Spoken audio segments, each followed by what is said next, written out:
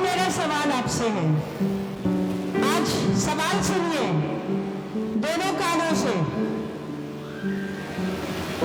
अगर आपको एक गरीब आदमी न्योते पे बुलाए, न्योता समझते हैं, हल्दी की एक गांठ देके या छुआरा देके आपको न्योते पे बुलाए,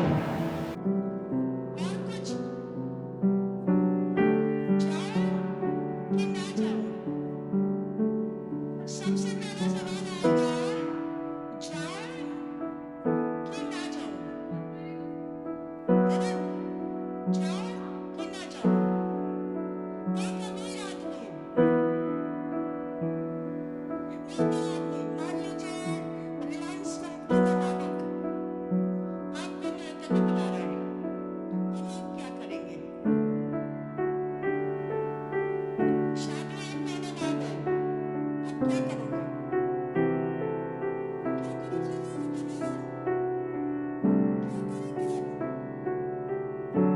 करेंगे?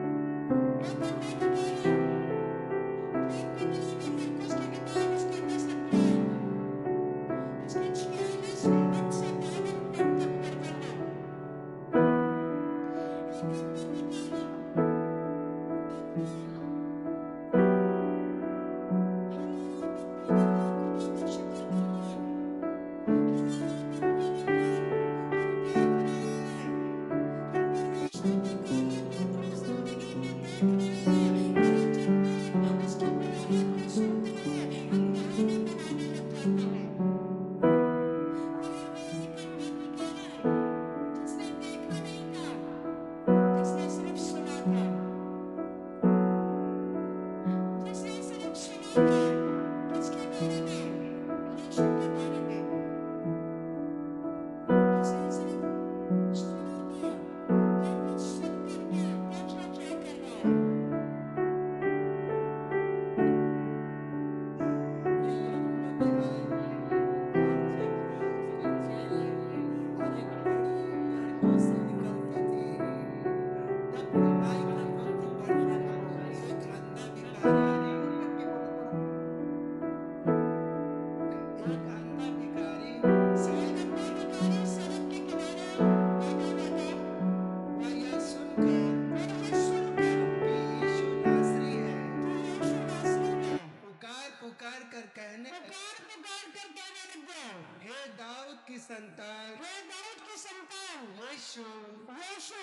पर दया कर।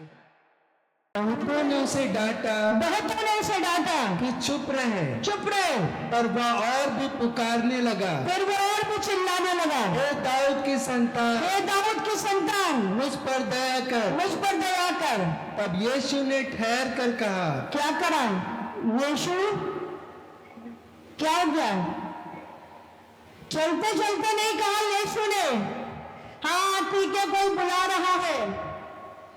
लिखा है यीशु ठहर गया और उसने कहा उसे बुलाओ। हालेलुया। आज यीशु ठहर कर आपको बुला रहा है। आज वो ठहर कर आपका नाम ले रहा है। आज वो ठहर कर आपसे कह रहा है, आओ मेरे पास आओ, मैं तुम्हें विश्राम दूंगा, मेरे पास आओ, मैं तुम्हें विश्राम दूंगा। और दोस्त सदमे लोगों, मेरे पास आओ, मैं तुम्हें विश्राम दूंगा।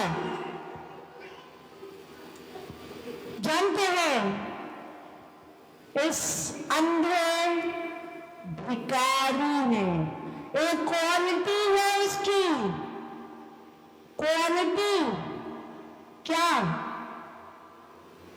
क्वालिटी है? वो भिखारी है, वो पैसे वाला, वो अंधा है, वो बहरा नहीं है। हालेलुया। यीशु ने उससे कहा उसे बुलाओ, चले गए, उसको बुलाया। जानते हैं इसके बाद की एक क्वालिटी, जब वो तुझे बुलाए तो कह देना आमीन। लिखा है वो अपना कपड़ा, और लोगों ने उस अंधे को बुलाकर उससे कहा, हाँ ढाढ़स बांध, हाँ उठ और वह तुझे बुलाता है। हाँ, वह अपना कपड़ा फेंक कर, कपड़ा भिखारियों की एक वर्दी हुआ करती थी, उसने अपना कपड़ा फेंक दिया। कहा होगा आमीन। आज जब मैं उसके पास जा रहा हूं, आज जब मैं उसके पीछे जा रहा हूं, अब मुझे ये भीख मांगने की आवश्यकता नहीं पड़ेगी। अब मुझे लोगों के सामने हाथ फैलाने की जरूरत नहीं पड़ेगी। जानते हैं जब वो तुझे बुलाए तो ये मत सोचना कि मेरे अंदर क्या क्वालिटी है, मैं कौन हूं। धन्यवाद करना कि उसने तेरा नाम लेकर तुझे बुला लिया है, उसने तेरे नाम को लेकर तेरे को आवाज दी है। इस बात पे धन्यवाद करना कि वो तुझे जानता और वो तुझे पहचानता भी है। वो अंधा भिखारी लिखा है अपना सब कुछ छोड़कर, सब कुछ ही तो छोड़ा होगा ना। कटोरा जिसको हिला हिला के लोग उसे भीख मांगता होगा, वो कपड़ा जो उसकी एक पहचान थी कि ये भिखारी है, उस कपड़े और उस कटोरे को लिखा है छोड़कर वो यीशु के पीछे हो लिया।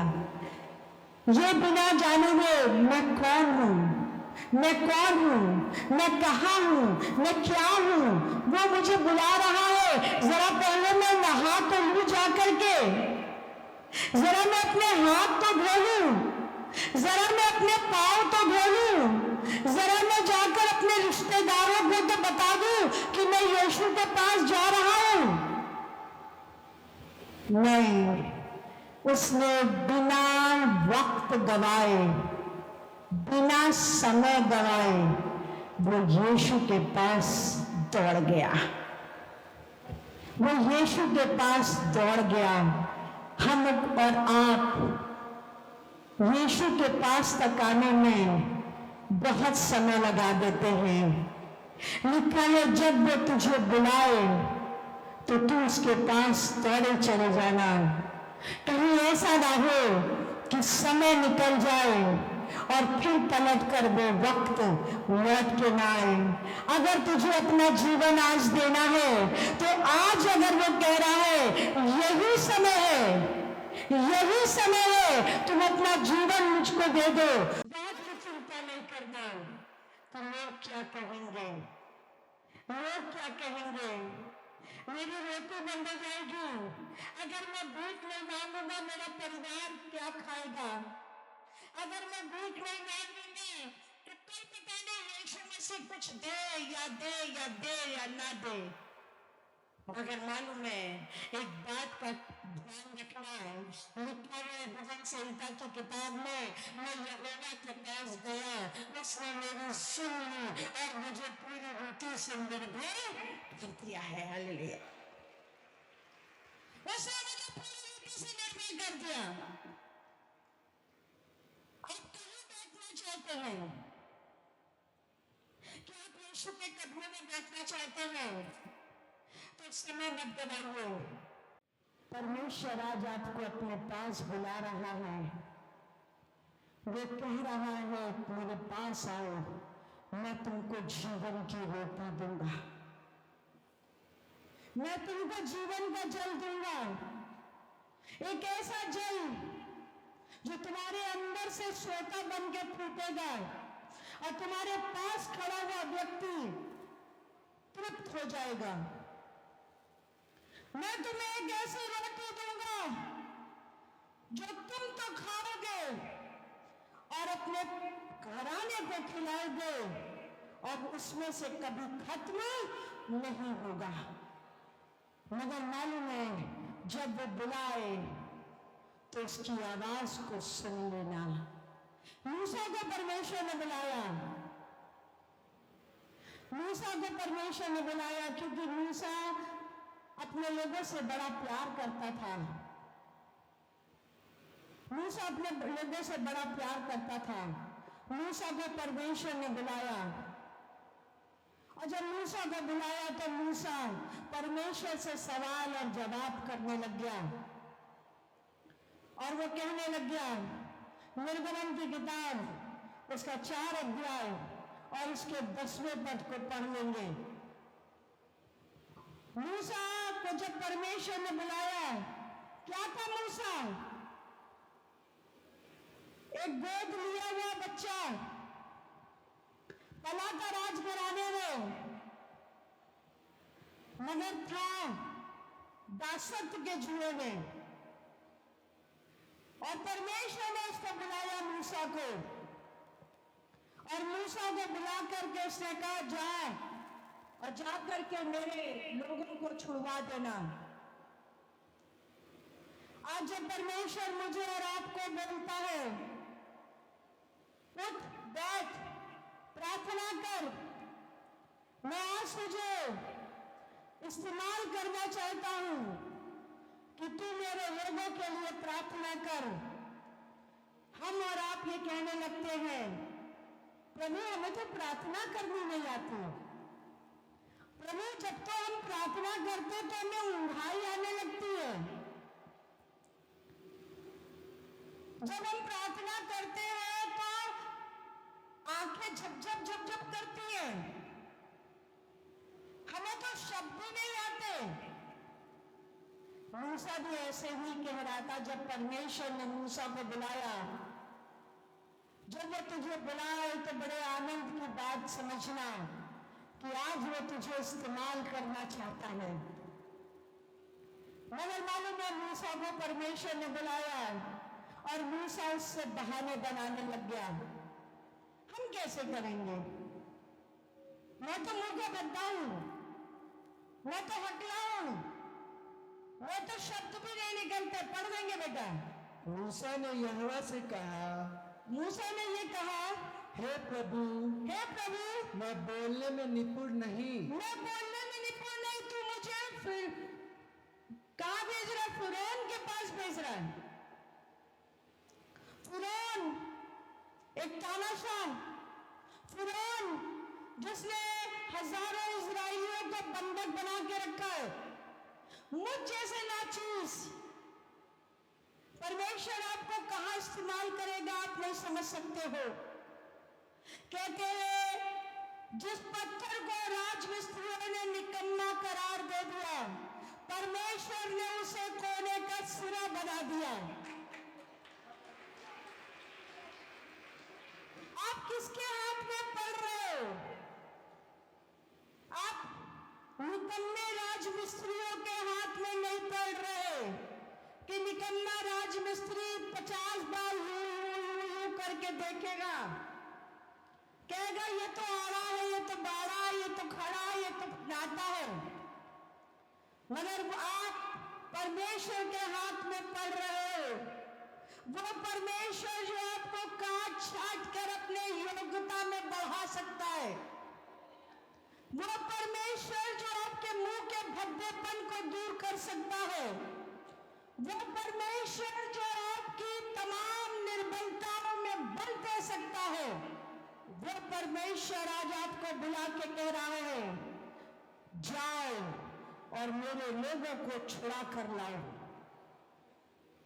बाइबल में लिखा है यदि तुम चुप रहे तो पत्थर चिल्ला उठेंगे।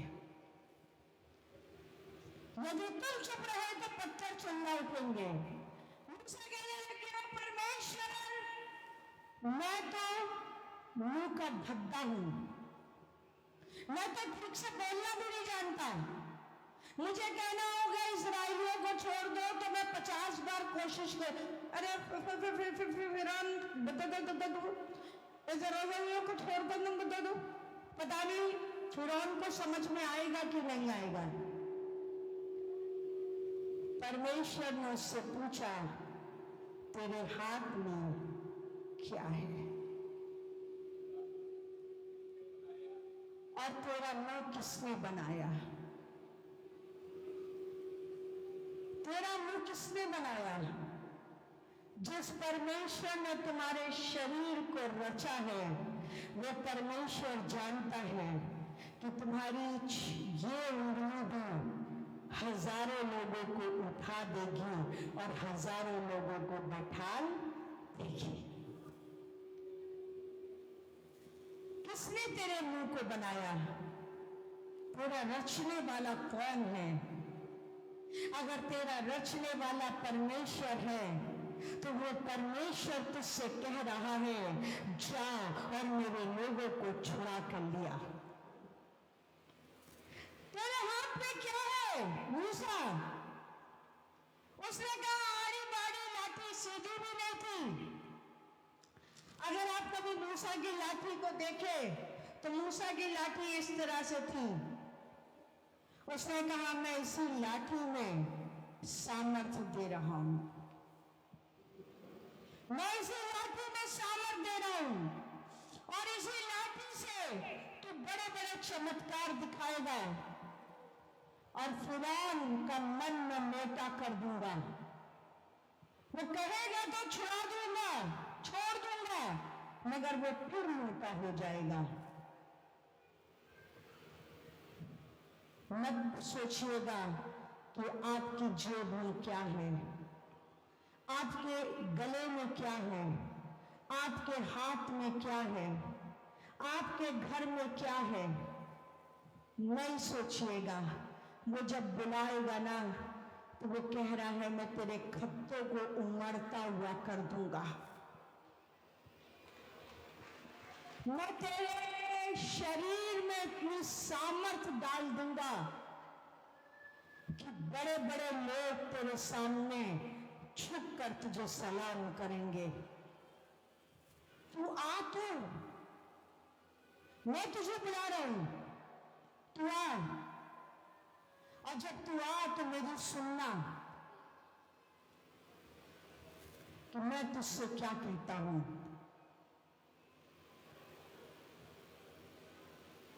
मत सोचिएगा कि परमेश्वर आपको बुला रहा है तो आपका सब कुछ ले लेगा। नहीं नहीं, मेरे पति को उसने बुलाया।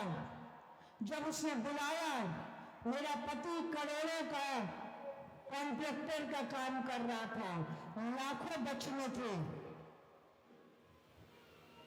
बुलाया,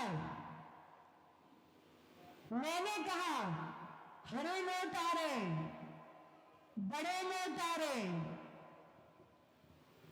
पति ने परमेश्वर से पूछा ये काम का क्या होगा।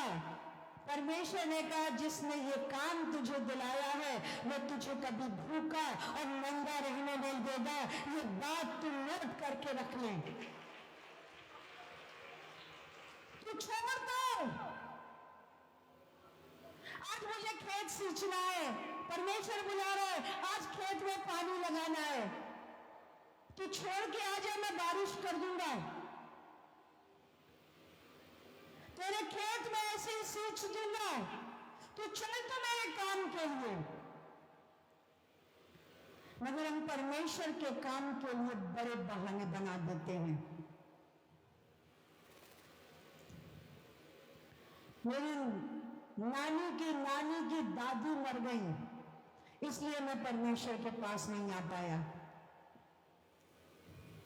वो कह रहा मैं देख लूंगा, तू मेरे पास आज मैं तुझे बुलाना, आज मुझे तुझसे काम लेना है। परमेश्वर में फलानी तो है, नहीं मुझे आज तुझसे ही काम लेना है। परमेश्वर हर बार मैं ही क्यों? Why only me? क्योंकि मैं आज तुझसे काम लेना चाहता हूं। आज मैं तेरा इस्तेमाल करना चाहता हूं। आज तेरे इतने से किए गए काम का मैं तुझे उपकार देना चाहता हूं। मत सोचो कि why only me, मैं ही क्यों, मैं ही क्यों, मैं ही क्यों। अगर यीशु ये सोच लेता मैं ही क्यों, तो आज हम और आप यहां नहीं बैठे होते। वो ही था, इसलिए आज हम यहां बैठे हैं। मूसा से उसने कहा तेरे मुंह को बनाने वाला मैं हूं।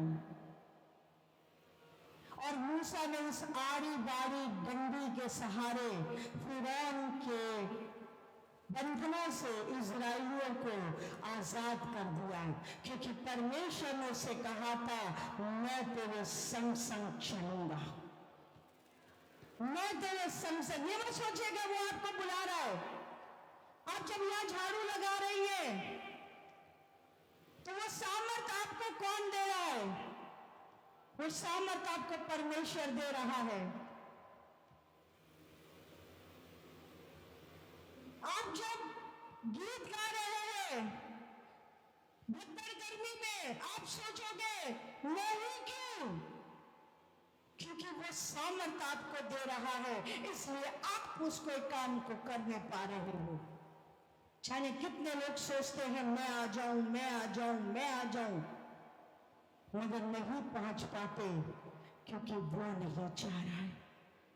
जिस दिन वो बुलाएगा उस दिन आप अपने आप को रोक के मत रखिएगा, क्योंकि वो आपका नाम लेकर बुला रहा है। और जब वो आपका नाम लेकर बुला रहा है तो वो आपको आशीष देना चाहता है। एक व्यक्ति के विषय में लिखा है, न्यायियों की किताब उसका 6 अध्याय और उसके 12 से 18 पद तक।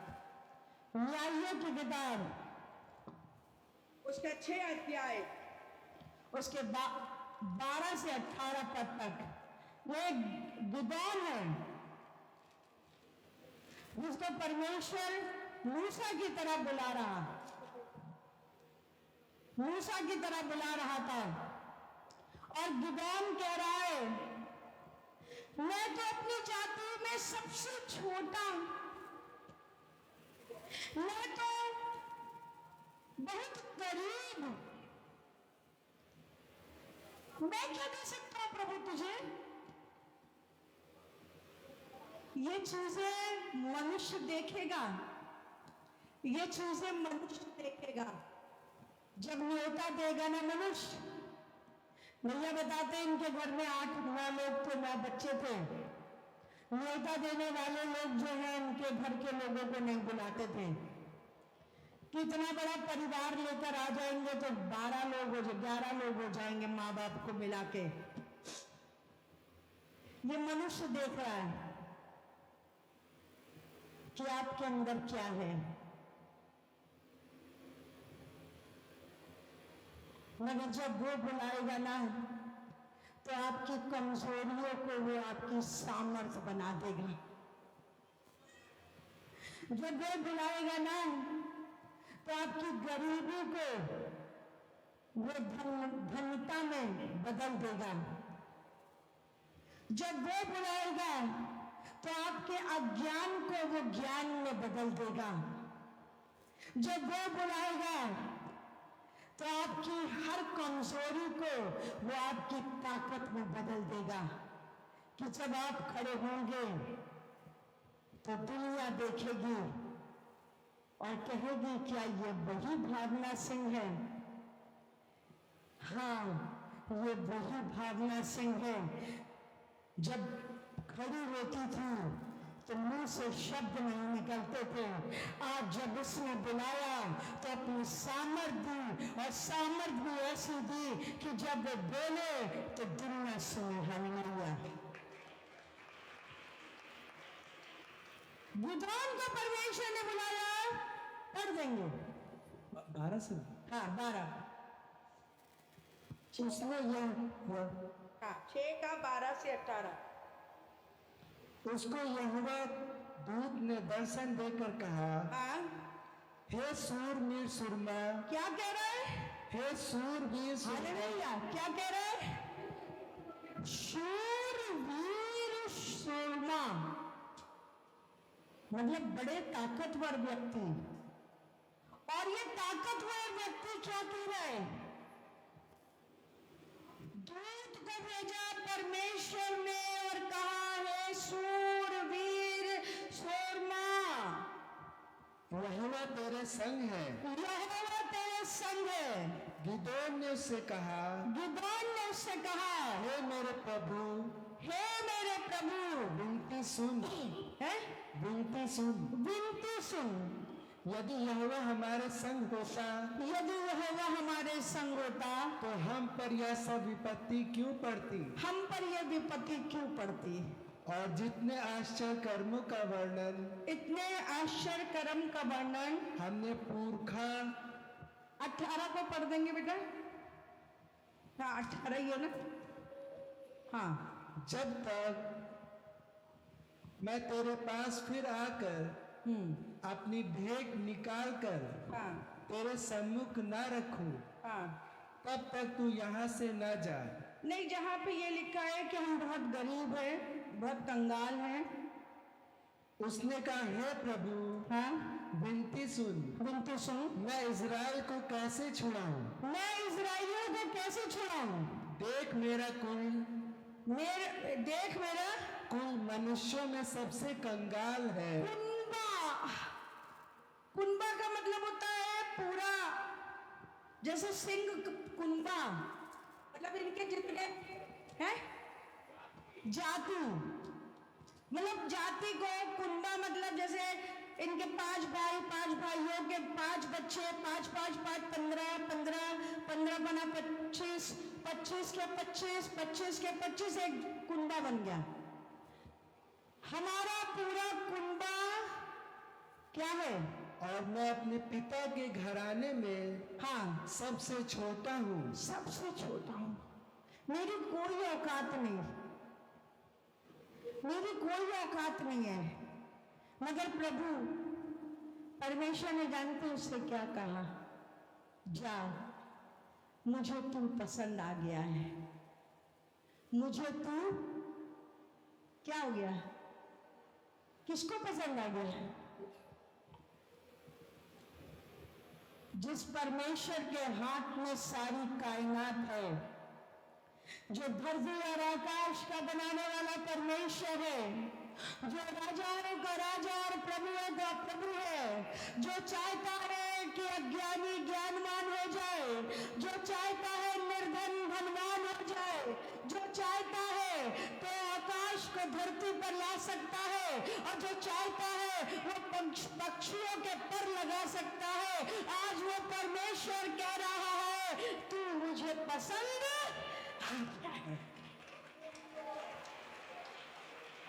तू होगा छोटे में छोटा, तू होगा किनकी राई का दाना। मालूम है, जब राई का दाना पेड़ बनता है तो हजारों दानों को जन्म दे देता है, हजारों दानों को जन्म दे देता है। बाइबल में लिखा, यदि तेरा विश्वास कद्दू के बीज के बराबर हो,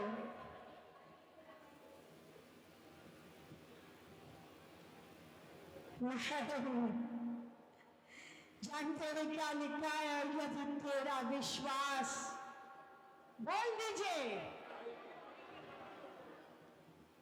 हालेलुया।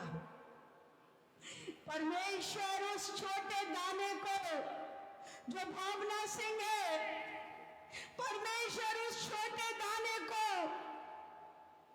आप अपना नाम ले सकते हैं, उस छोटे दाने को परमेश्वर आज अपने लिए इस्तेमाल करना चाहता है।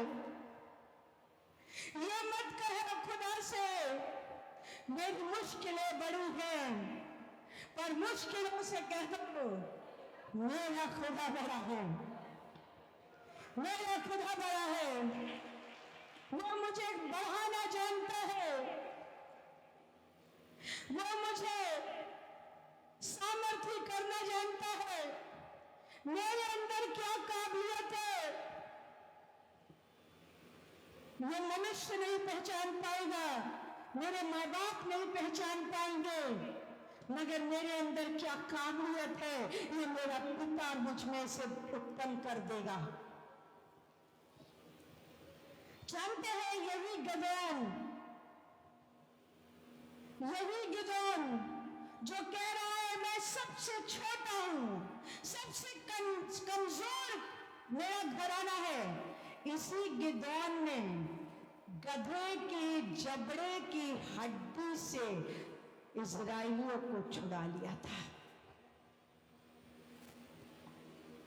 कुछ होती है गधे की जबड़े की हड्डी? नहीं, मगर उसने बचा लिया। तुम्हारे पास क्या है इसकी चिंता तुम मत करो। तुम्हारे पास जो नहीं है वो देना वो जानता है। तुम्हारे पास क्या नहीं है ये बात उसको बताओ। तुम्हारे पास क्या है ये वो जानता है। हालेलुया। जानते हैं, एक व्यक्ति है दाऊद,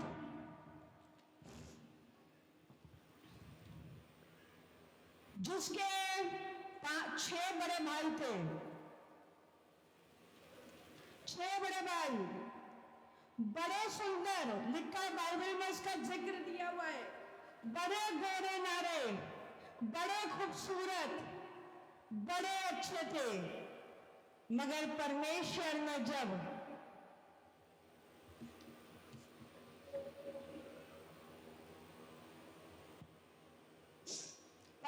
ने जब दाऊद को बादशाह बनाने के लिए चुना, वो दाऊद अपने घर का सबसे छोटा बच्चा था। परमेश्वर को दाऊद पसंद आ गया। जानते हो क्यों? क्योंकि वो अपने बाप की भेड़ों को चराया करता था। ये काबिलियत थी उसमें? नहीं। काबिलियत क्या थी मालूम उसके अंदर? वो परमेश्वर के गीतों को गाता रहता था और उसकी महिमा करता रहता था। परमेश्वर के सेवक ने अपने सेवक को भेजा कि जाओ मुझे एक मन के मुताबिक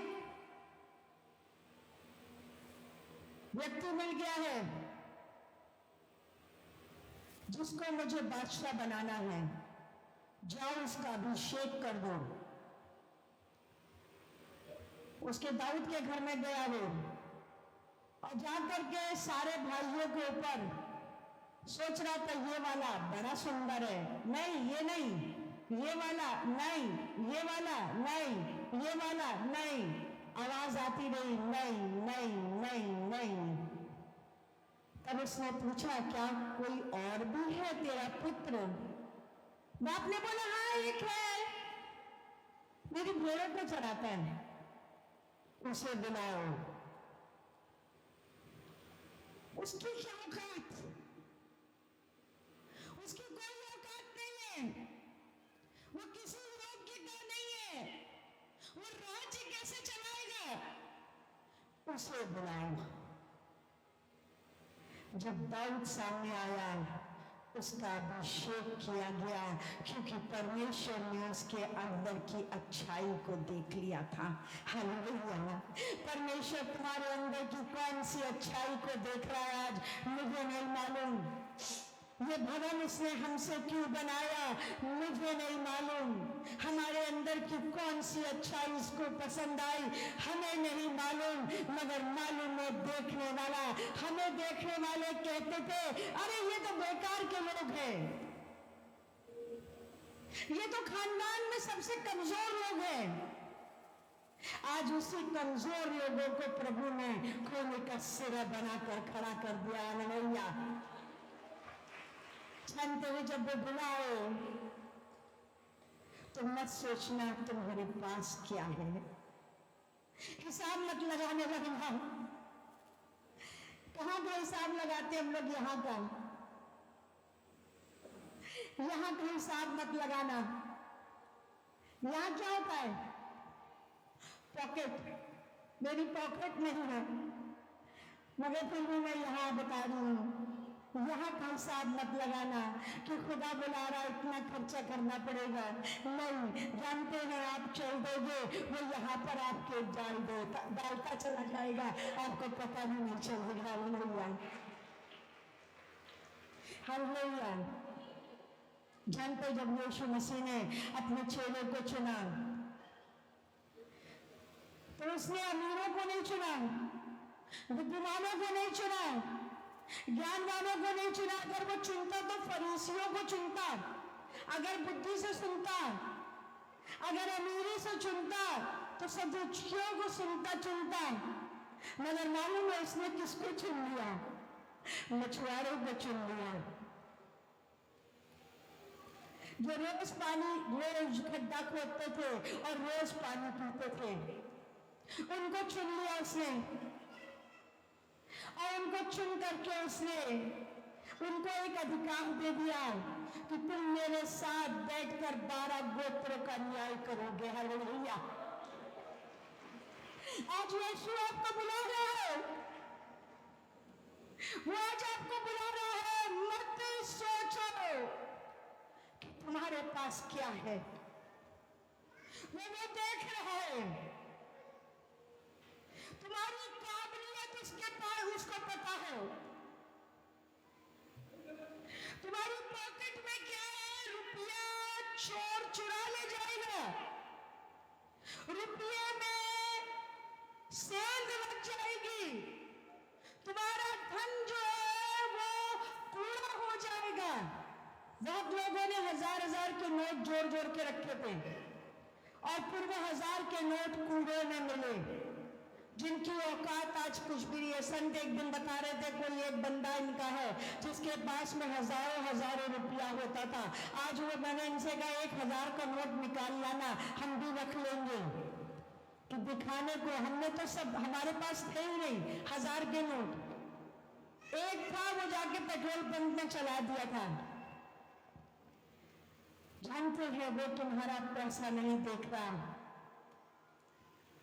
वो तुम्हारा सोना नहीं देख रहा है, वो तुम्हारे महलों 2 महलों नहीं देख रहा है, वो तुम्हारा कुछ नहीं देखना, ये बाहरी मनुष्य खत्म हो जाएगा, मगर भीतरी मनुष्य तुम्हारा परमेश्वर को अगर भा गया तो तुम यहां भी जिंदा रहोगे और वहां भी आनंद बना नहीं पाओगे। तुम्हारा भीतरी मनुष्य चमकता रहे, इसलिए अपनी आत्मा को अंदर से मांझते रहो, अपनी आत्मा को अंदर से चमकाते रहो, अंदर काई ना लगने पाए। जब वो तुम्हें बुलाए तो तुम उसके पास बेवक्त पहुंच जाओ। वो 2 बजे रात को उठा के कहे, उठो,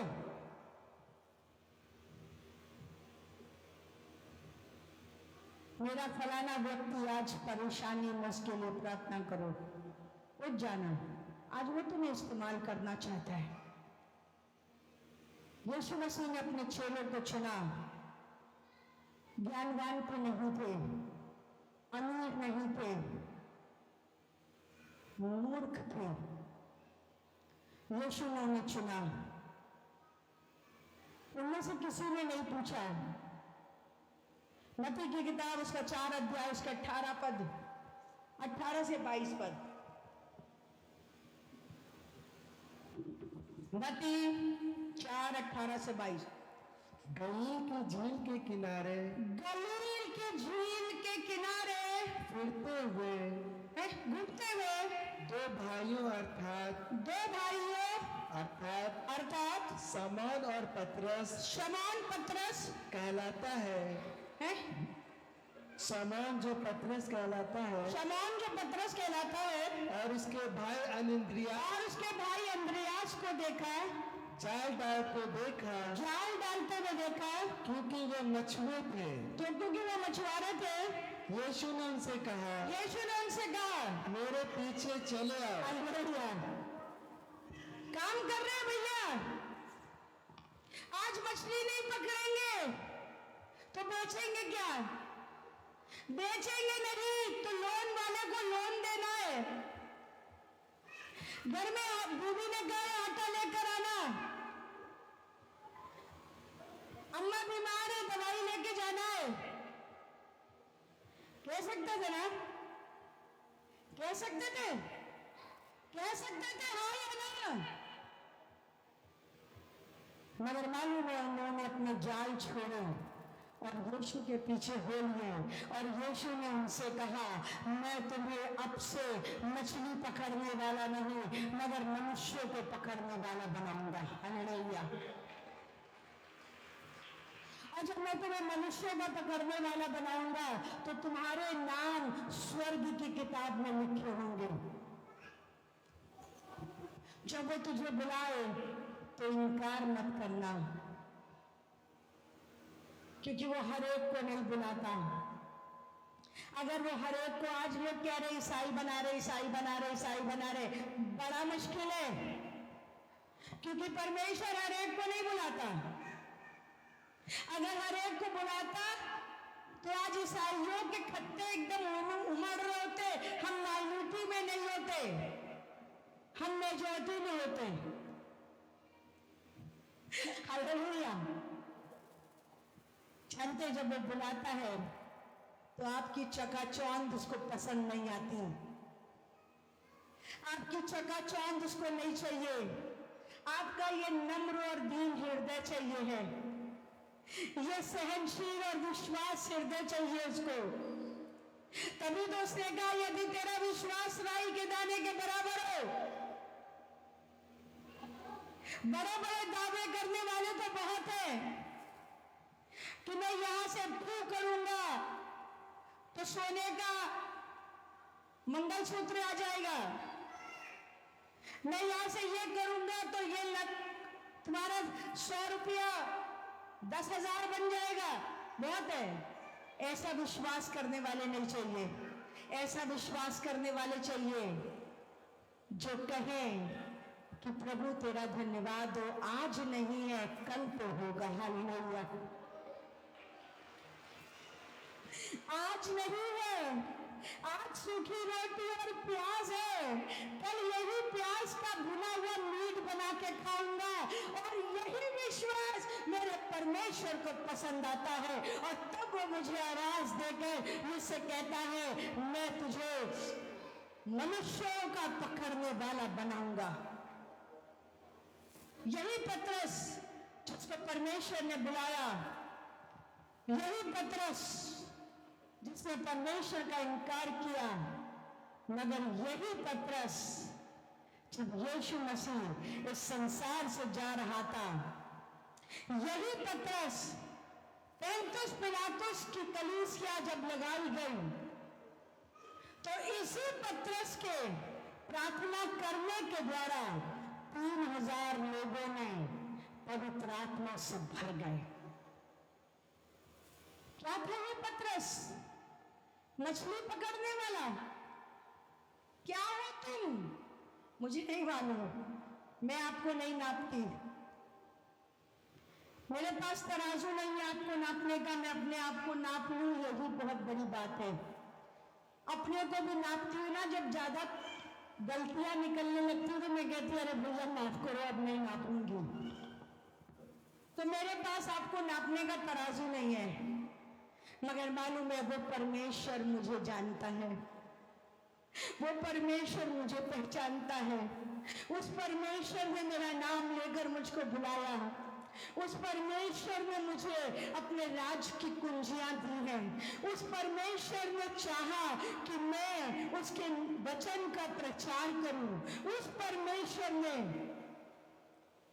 जिसको राज मिस्त्रियों ने निकम्मा करार दे दिया था,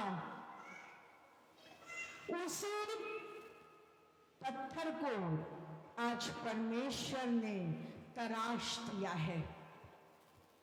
आप देना चाहेंगे अपने आप को उसके हाथ में? ये वही पतरस जो मछली पकड़ा करता था, उसके एक बार प्रार्थना करने से 3000 लोगों के ऊपर पवित्र आत्मा उतरा और वो सब आग की लपटों से भर गए। हालेलुया। यही पतरस को प्रभु यीशु मसीह जब इस संसार में तीसरे दिन जब यीशु मसीह मुर्दों में से जी उठा, इसी पतरस को प्रभु यीशु मसीह ने अपने पास बुलाया और इसी पतरस से कहा, ए पतरस, क्या तू मुझसे प्रेम करता है? उसने कहा, हाँ प्रभु, तू जानता है, मेरे मेमनों को चरा। हे पतरस, क्या तू मुझसे प्रेम करता है? उसने कहा, हाँ प्रभु, तू जानता है। उसने कहा, मेरी भेड़ों को चरा। फिर पूछा, हे पतरस, क्या तू सचमुच मुझसे प्रेम करता है? एक परमेश्वर अपने बुलाए हुए व्यक्ति को जांचना चाहता है, और जब वो जांचता है तो हम और आप बिगड़ जाते हैं, हम और आप बिगड़ जाते हैं। बड़े अफसोस की बात है, हम उसकी बुलाहट को भूल जाते हैं। जब मैं पाप में घिरा हुआ था, जब मुझसे कोई प्यार नहीं करता था, जब मेरा कोई पूछने वाला नहीं था, जब मैं गालियां दिया करता था, मैं चौराहों पर बैठकर गंदे काम किया करता था, तब उस परमेश्वर ने मुझे आवाज देकर मुझे बुलाया। और जब वो पतरस की तरह मुझसे पूछ रहा है, क्या तू सचमुच मुझसे प्यार करता है? मेरे मेमनों को चरा। मेमनों को चराना आसान बात नहीं है। जानते हैं, मेमना जब होता है तो वो शूशू भी करता है, वो पैटी भी करता है, उसको खिलाना भी पड़ता है, उसको नहलाना भी पड़ता है। उसको बहुत कुछ देना पड़ता है। पतरस ने नहीं पूछा कहां से करूंगा, उसे मालूम था जो परमेश्वर मुझे आज मेमनों की रखवाली के लिए सौंप रहा है, वो परमेश्वर सब कुछ पूरा करने की ताकत रखता है। 3 बार परमेश्वर ने, यीशु मसीह ने पतरस से पूछा, क्या तू सचमुच, क्या तू सचमुच, क्या तू सचमुच? आज मेरा बाप अगर मुझसे 3 बार एक बात पूछ ले तो मैं बिगड़ जाती हूं। पतरस बार बार उसको जवाब देता रहा, हाँ प्रभु तू जानता है, हाँ प्रभु तू जानता है, हाँ प्रभु तू जानता है। पतरस ने पलटकर ये नहीं कहा, जब मैं कुछ नहीं था तब तूने मुझे बुलाया था, मैं तेरे संग संग चला, तेरी सारी चीजों को मैंने देखा। पतरस ने कोई जवाब नहीं दिया, वो सिर्फ इतना कहता रहा, हाँ प्रभु तू जानता है। चलते हुए हमको प्रभु बुला रहा है।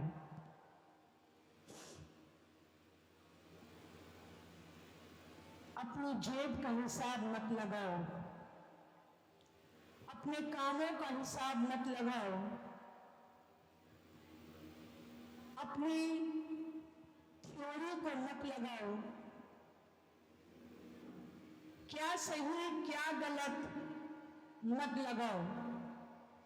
बस इतना समझो कि वो तुम्हें बुला रहा है, और जब वो बुला रहा है तो प्रकाशित वाक्य में कह रहा है, जो धीरज से के साथ चलता रहेगा मैं उसे अपने भवन का खंभा बनाऊंगा और अधोलोकों के फाटक उस पर प्रबल न होंगे।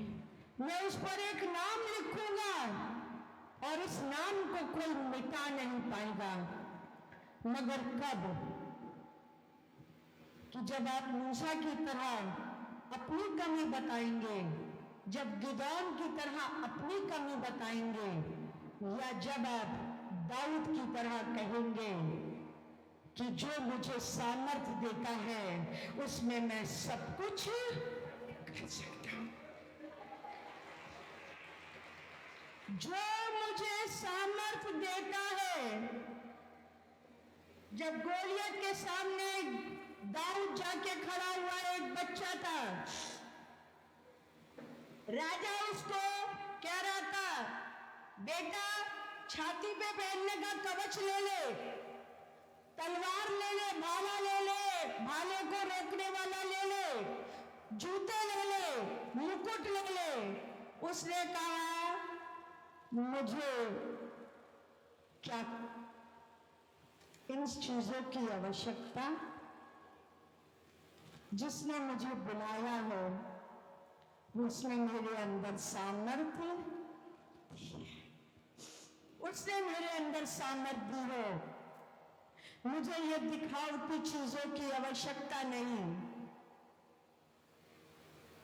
वो गोलियत मेरे कद को देखकर सोचेगा, मगर मुझे मालूम है मेरे ये नाली के पत्थर, इसके एक पत्थर पर गिदौन का नाम लिखा हुआ है। मेरे एक पत्थर पर मेरे परमेश्वर ने उसका नाम लिख दिया, और ये एक पत्थर उसकी मृत्यु का कारण बन जाएगा। जो तुम्हें बुलाता है वो तुम्हें सब कुछ देने की सामर्थ्य रखता है। मत सोचना तुम किसी कंगाल परमेश्वर के पास नहीं आ रहे हो, तुम किसी बीमार परमेश्वर के पास नहीं आ रहे हो, तुम किसी नशेड़ी परमेश्वर के पास नहीं आ रहे हो, तुम किसी व्यभिचारी परमेश्वर के पास नहीं आ रहे हो। तुम एक ऐसे परमेश्वर के पास आ रहे हो जो जीवित था, जीवित है और जीवित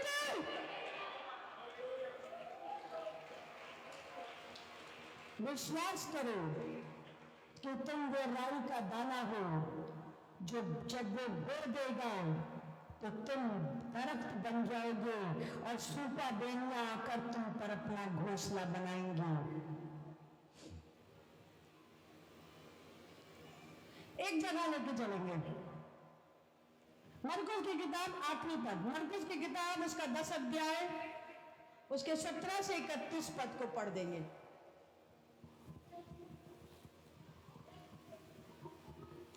जब वह वहां से निकलकर है जब वह वहां से निकलकर हाँ मार्ग में जा रहा था तो एक मनुष्य उसके पास दौड़ता हुआ आया हाँ और उसके आगे घुटने टेक कर उससे पूछा, हे तुम गुरु, अनंत जीवन का अधिकारी होने के लिए मैं क्या करूं? यीशु ने उससे कहा, तू मुझे उत्तम क्यों कहता है? कोई उत्तम नहीं, केवल एक, अर्थात परमेश्वर।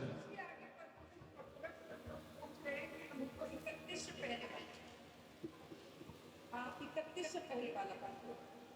हम तो सब कुछ छोड़कर तेरे को छोड़ देते हैं।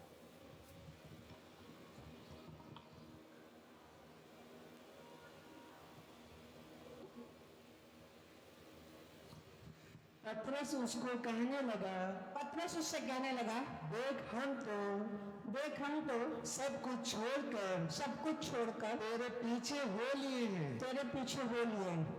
यीशु ने कहा, मैं तुमसे सच सच कहता हूँ मैं तुमसे सच सच कहता हूँ कि ऐसा कोई नहीं जिसने मेरे और सुसमाचार के लिए घर या भाइयों, बहनों या बहनों और माताओं, पिता या बाल बच्चों पिता या कुटुंबियों को या खेतों को छोड़ दिया हो, या छोड़ दिया, और अब इस समय 100 गुना ना पाए, 100 गुना ना पाए, 100 गुना ना पाया हो। हालेलुया। यहाँ आप एक एक के लिए तरस रहे हो, वो आपको यूं ही देने के लिए बुला रहा है। सचमुच जीवन की गवाही है। बिल्डर का काम छोड़ा, उस समय टूटी गाड़ियों में चला करते थे, मगर आज जब प्रभु का काम शुरू किया, उसकी बुलाहट को सुना, आज 100 गुना फल पा रहे हैं। दुनिया देख के आश्चर्यचकित है। हम जानते हैं हमने राई का दाना बोया है और आज दरख्त बनकर जब चाहते हैं उसमें से झाड़ लेते हैं और आनंद बनाते हैं, आनंद की कटनी काटते हैं। ये मत सोचिएगा आप सब कुछ छोड़ने में आपसे कोई नहीं कह रहा आप अपना घर छोड़ो। घर आपने बनाया, रहो यार, शान से रहो। ये नहीं कह रहे कपड़े की अलमारी छोड़ दो, मेरी अलमारी में तो बहुत कपड़ा है। ये नहीं कह रहे जेवर पहनना छोड़ दो, नहीं खूब पहनो, है तो पहनो। ये नहीं कह रहे अच्छा खाना छोड़ दो, नहीं खूब खाओ, पेट भर भर के खाओ, थोड़ा संभल के खाना, गर्मी का मौसम है। ये नहीं कह रहे घूमने मत जाओ, ये नहीं कह रहे आनंद मत मनाओ, सब करो, मगर मालूम है छोड़ने की बात जब आती है तो अपने मैं को छोड़ दो, अपने अहंकार को छोड़ दो। ये अहंकार तुमको इस संसार में जीने नहीं देगा। ये अहंकार तुमको अपने ही लोगों का विरोधी बना देगा। ये अहंकार तुमको परमेश्वर से अलग कर देगा, क्योंकि बाइबल कह रही है, मैं नहीं कह बाइबल कह रही है मैं अहंकारियों के को पसंद